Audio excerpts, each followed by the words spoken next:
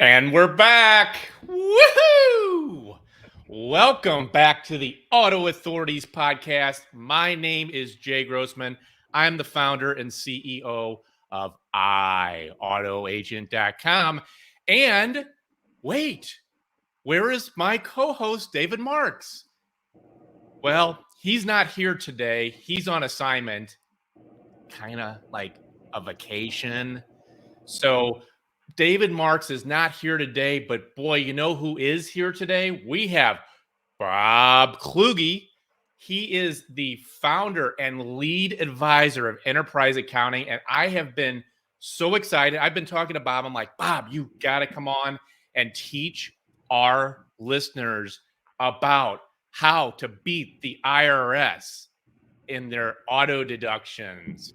So we have a great show today. Bob, are you ready to do this? I'm ready. Let's do it. Have you ever felt like you were taken for a ride when buying, selling, or repairing your car? Well, not anymore. I'm Jay. And I'm Dave. And this is the podcast that tells you what to watch out for, whether you're buying, selling, or repairing your car. With 47 years of automotive experience, we are the Automotive Authorities.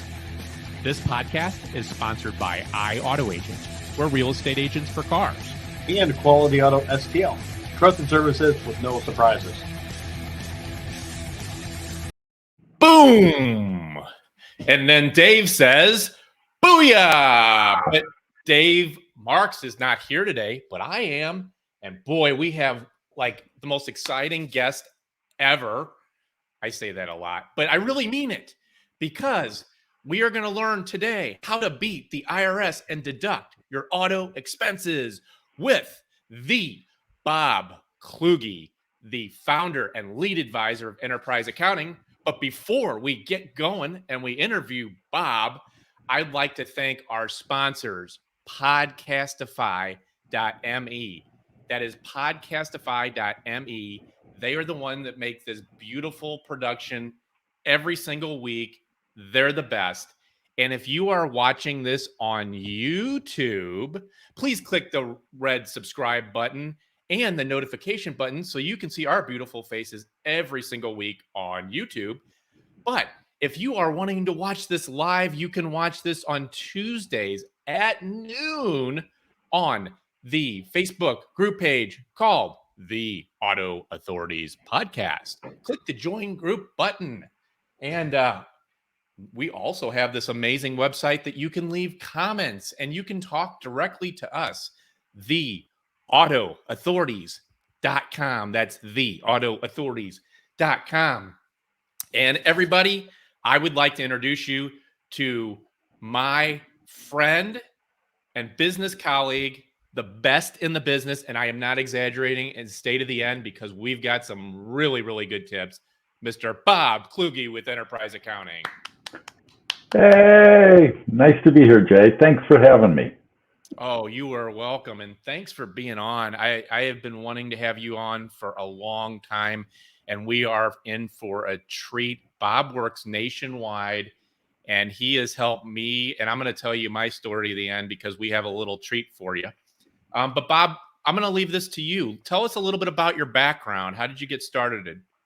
Well, I'm an accounting brat. My dad had a CPA practice in our house as I grew up, so I thought that was fairly normal.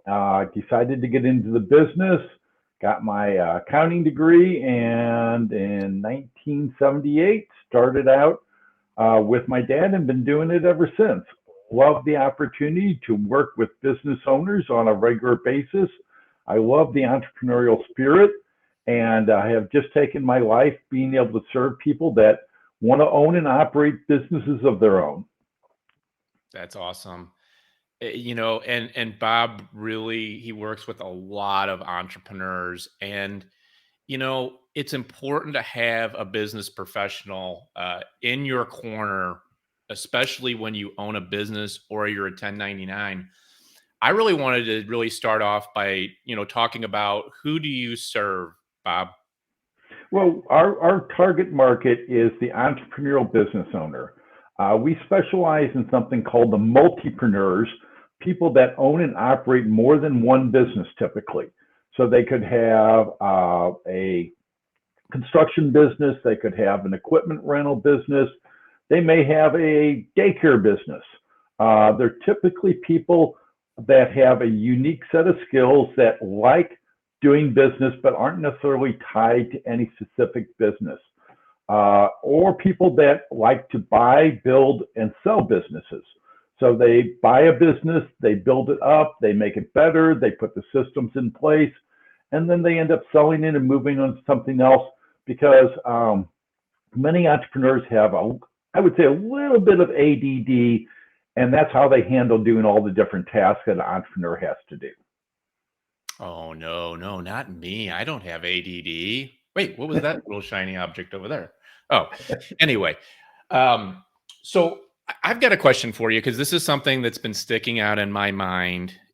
Is it better, like, okay, let's say you're in sales. Is it better to be a W-2 or 1099? Well, from an income tax perspective, there's pros and cons to both options. But from an income tax perspective, you have opportunity for many more deductions if you're a 1099 contractor as opposed to a W-2 employee. Now, not everyone gets that choice, but if you do get that option in your employment, history with a, opportunity, then taking the 1099 allows you to deduct a whole lot more expenses, specifically things like auto, entertainment, home office, just a whole variety of additional expenses that are no longer available to the W-2 employee. Very interesting. So, I wanted to talk a little bit about that. So, can you share with our audience, what does deduct mean? I just want to kind of get to the very basics. Like, when you say deduct, what does that mean? So as a W-2 employee, as many people are familiar with, you get that little piece of paper at the end of the year and tells you how much money you made. That's a gross number, and you're not allowed to take anything off of that. You're not allowed to take any deductions, anything other than your personal possible things like your house interest or charitable contributions. So it's just a very clean part, but you're missing out on some potential opportunities. As a 1099 contractor, you get a piece of paper that says, yes, they paid you $10,000, $100,000, but that's just a starting point for what becomes taxable.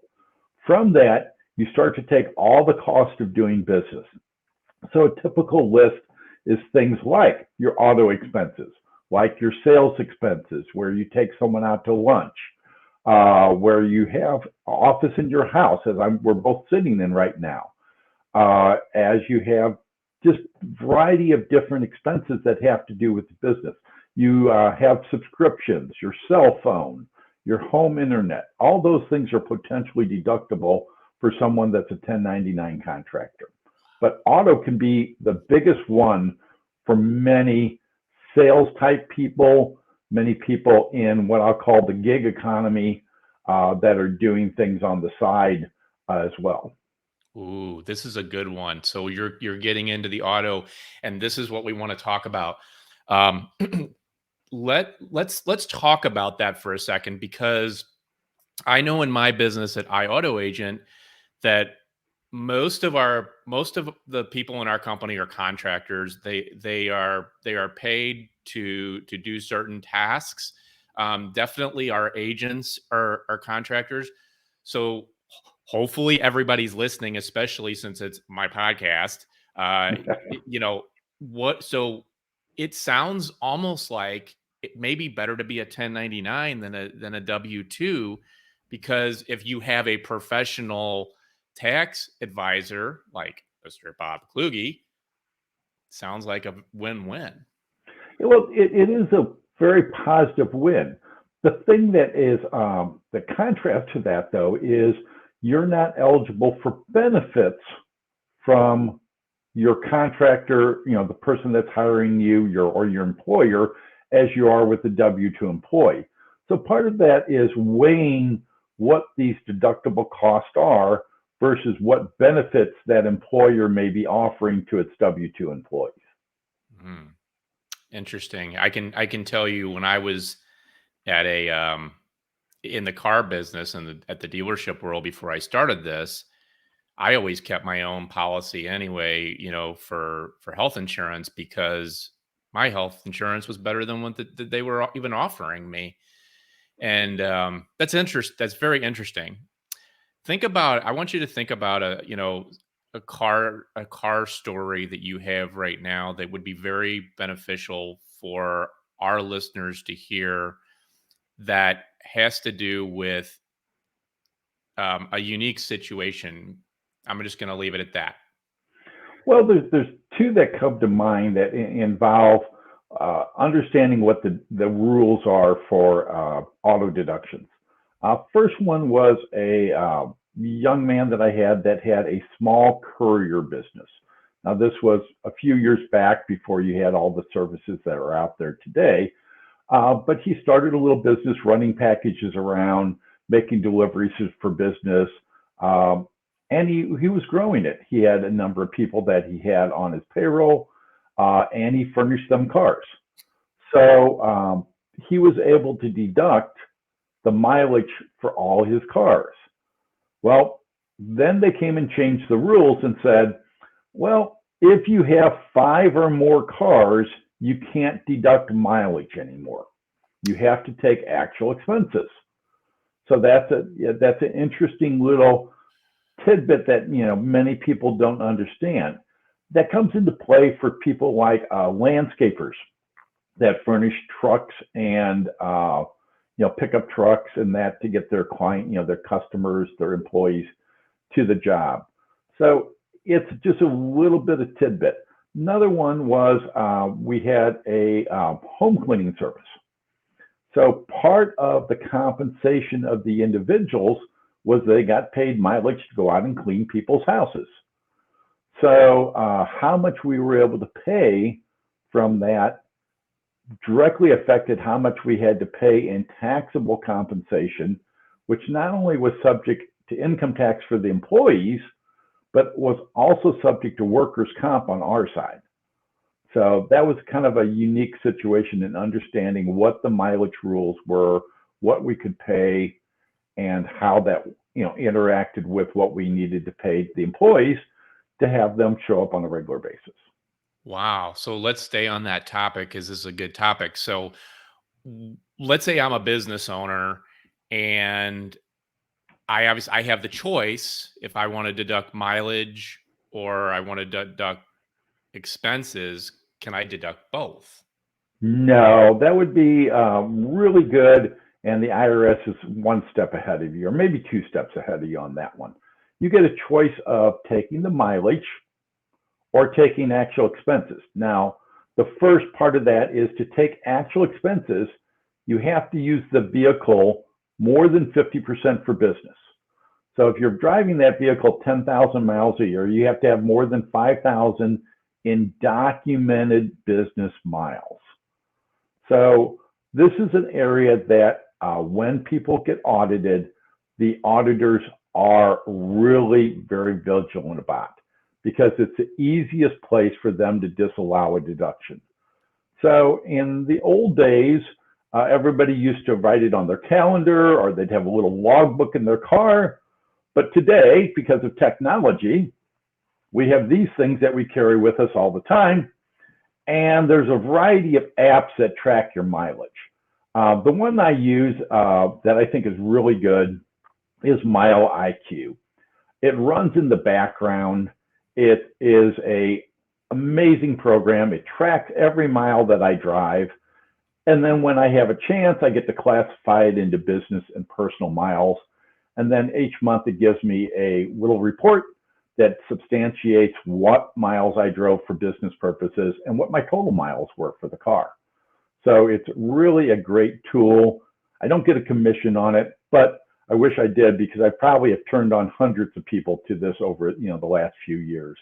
But it's the one that I use, and it really has helped me gather my mileage and be much more diligent about when I'm driving for business. All right. Did you hear that, listeners? Mile IQ. That's the one. If you want to play it safe, if you want to play it real, you want to play it away from so the IRS doesn't audit you, Use that type of program. And for those of you just joining us, we are talking to the Bob Kluge of Enterprise Accounting, and we have been talking about some spectacular things, but we are saving the best for last. There are a few things that we're going to hit on here in a second that may make you fall out of your chair when you find out that you can actually do this. Did I set it up a little bit too? Okay. No, But no, anyway, I think you're really good. good. Well, I have a couple questions for you too. Is it better to buy or lease, in your opinion, when you are a business owner?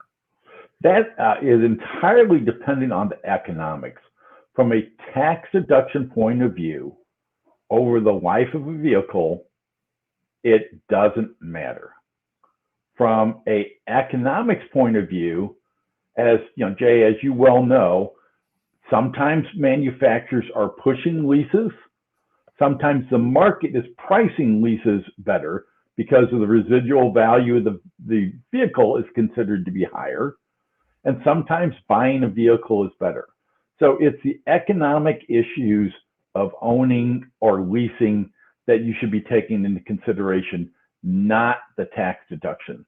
What those myths are that if I lease a vehicle, I can deduct automatically 100% of it. Or if I buy a vehicle, the bonus depreciation or the Section 179 depreciation or whatever version of special depreciation they're offering this month allows you to deduct more upfront.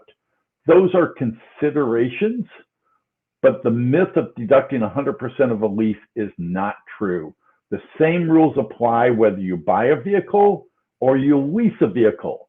You can only deduct the portion of the expenses that are business use. So if you only have 60% business use that you've now documented by the app, you can only deduct 60% of the actual expenses. You have to take the rest and either transfer them as taxable compensation to the person using the vehicle, or as a Schedule C or self-employed individual, you just do not get to deduct those expenses. So if you're listening and you don't know what that means, you need to call Bob Kluge, because it gets complicated, and that's why you need a trusted advisor. And you said something, and we're gonna get into this right now. Let's talk about Section 179.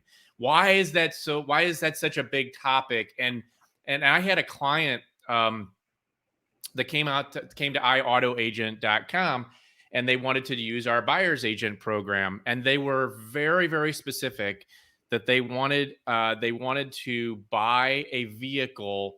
They qualified for Section 179. Bob, let us know, what is that, and what should our listening audience know about Section 179? Section 179 is a special part of the IRS code that allows you to expense a purchase of an asset in the year that you purchase it.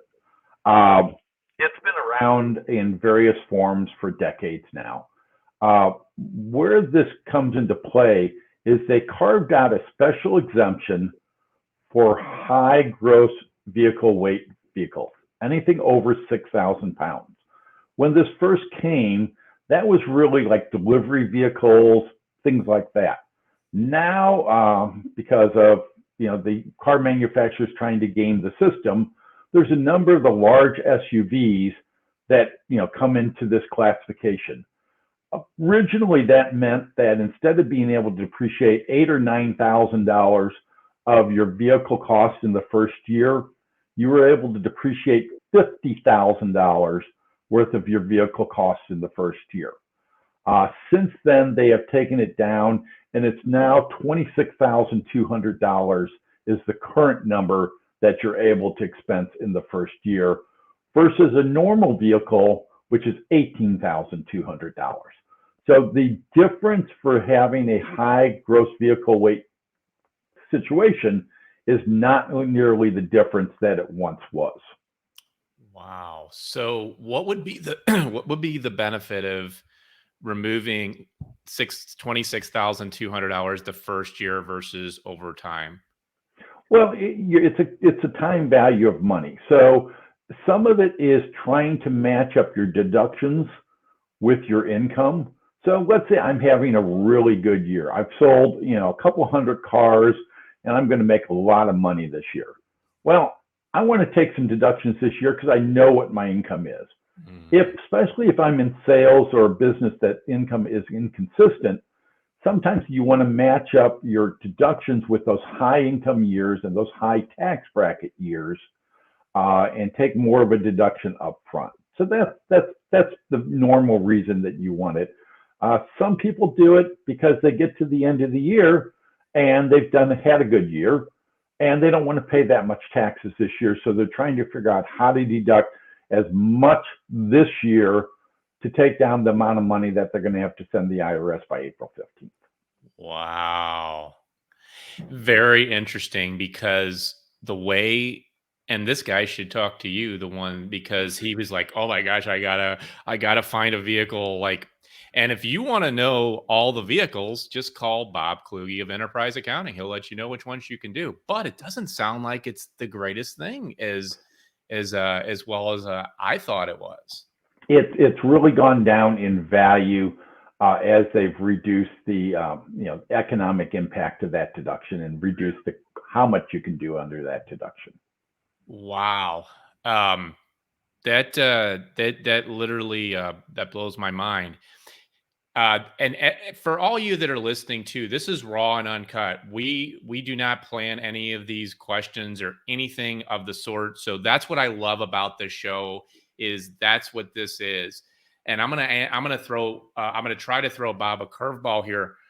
And Bob, give us one type of deduction that you feel is a tremendous value in the automotive world for business owners. The biggest one is all those things that you take for granted. So if you're a self-employed person, you're working at your house, things like your home internet, things like your cell phone, things like that computer that you have, that ring light that, is making my face look good today. All those little things add up to real dollars. As just had a, great discussion with two owners of a brand new business that, opened up. And we were talking through this, and they were like, well, that's only $1,000, only $1,000. Well, by the time you got done, we were saving $4,000 in taxes on all those $1,000. So it's sometimes trying to add up all the pennies to get to real dollars at the end of the day.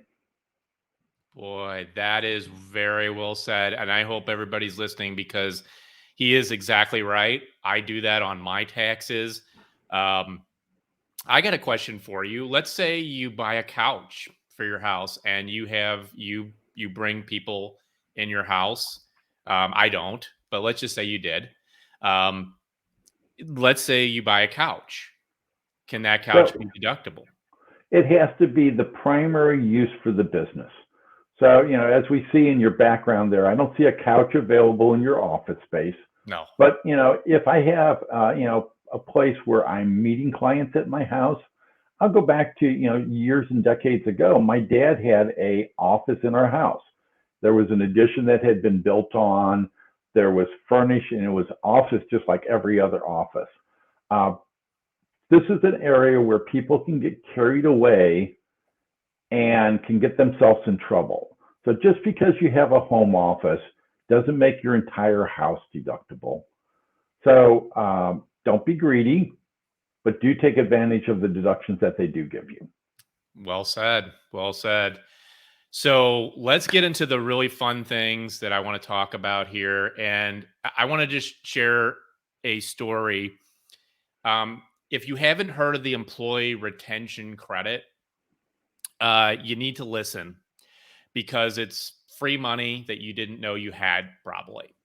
So I was thinking, man, I had a record year last year. I mean, it was a record year. I Auto Agent is going through the roof. Just people love working with us. And I'm thinking employee retention credit, like, I don't think I qualify for this. So my good old friend Bob calls and he says, "Hey, Jay," and I'm like, "Yeah." He goes, "Do you know about the employee retention grant?" I'm like, "I don't qualify for that." He goes, "Well, we should look at it because it's free money if you don't." So, Bob, I want you to share about what the employee retention credit is, and then I want to share my story in the last few minutes that we have here. Great. So the Employee Retention Credit was one of the pandemic programs that came out. It was part of the original March 2020 programs that came out with the PPP loans and a variety of other programs. The original version wasn't that great because you could only do the Employee Retention Credit or the PPP loans. And for many people, most people, the PPP loans were the way to go.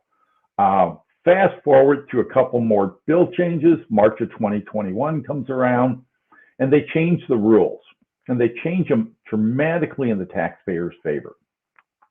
So now you can have both a PPP loan and potentially qualify for the employee retention credit. And they upped the value of the credit and they made it easier to qualify, all in one fell swoop. So now what you can have under the current law is you can get up to $26,000 for every W-2 employee that you have. That can add up really quick. There's two ways to qualify. One is what I'll call a black and white test. It's a revenue test. There's some calculations to do. All we ask people that we're working with is to give us the revenue by quarter for 2019 to 2021.